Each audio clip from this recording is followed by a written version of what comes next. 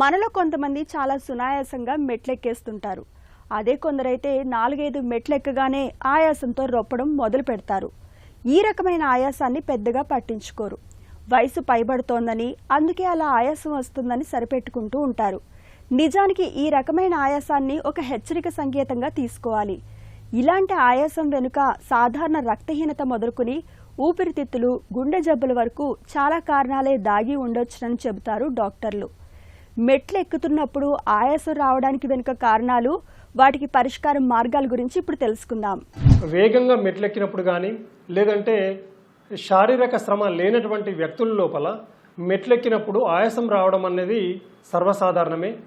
కానీ ఇది గుండె సమస్యలు ఉన్నటువంటి వ్యక్తుల లోపల కానీ, ఊపిరితిత్తుల వ్యాధులతో బాధపడుతున్నటువంటి వ్యక్తుల లోపల కానీ, రక్తము తక్కువ ఉన్నటువంటి వ్యక్తుల్లో, అంటే రక్తం లోపల హీమోగ్లోబిన్ తక్కువ ఉన్నటువంటి వ్యక్తుల్లో, అంటే దీన్నే వైద్య పరిభాష లోపల ఎనీమియా అంటాం, రక్తహీనత అంటాము.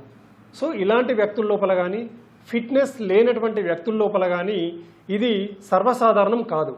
ముఖ్యంగా గుండె సమస్యల వల్ల వచ్చే ఆయాసానికి, ఈ ఆయాసం అనేది నడిచినప్పుడు కానీ, మెట్లెక్కినప్పుడు కానీ, పడుకున్నప్పుడు కానీ దమ్ము లేదా ఆయాసం వచ్చేటటువంటి అవకాశం ఉంటుంది.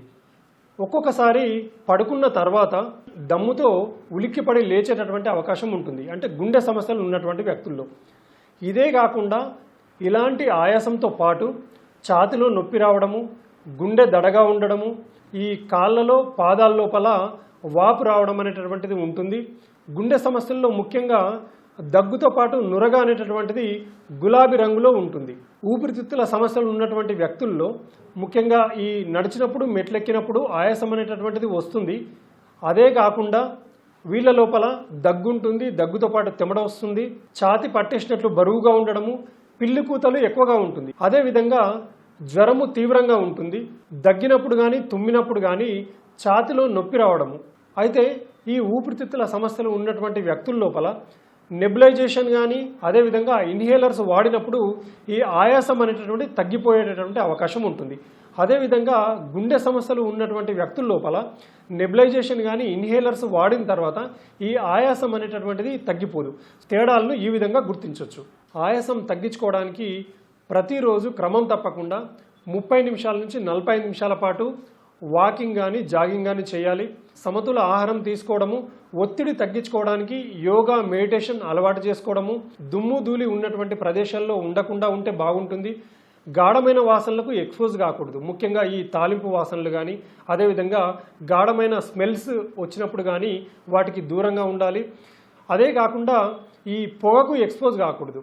అదే కాకుండా ఎవరైతే పనిచేస్తున్నటువంటి ప్రదేశాల లోపల ఈ విషపూరిత కణాలకు కానీ, విషపూరిత వాయువులకు కానీ ఎక్స్పోజ్ కాకూడదు. చల్లటి గాళ్ళకు ఎక్స్పోజ్ కాకుండా ఉండాలి. చల్లటి నీళ్లను ఎక్కువగా తాగకూడదు. పరిశ్రమల దగ్గర ఉన్నటువంటి వ్యక్తులు కానీ, అదేవిధంగా ఎక్కువగా పొగకు ఎక్స్పోజ్ అయ్యేటటువంటి వాతావరణంలో ఉన్నటువంటి వ్యక్తులు కానీ, ఒకవేళ అలాంటి వాతావరణంలో ఉన్నప్పుడు ఖచ్చితంగా మాస్కులను ధరించాలి.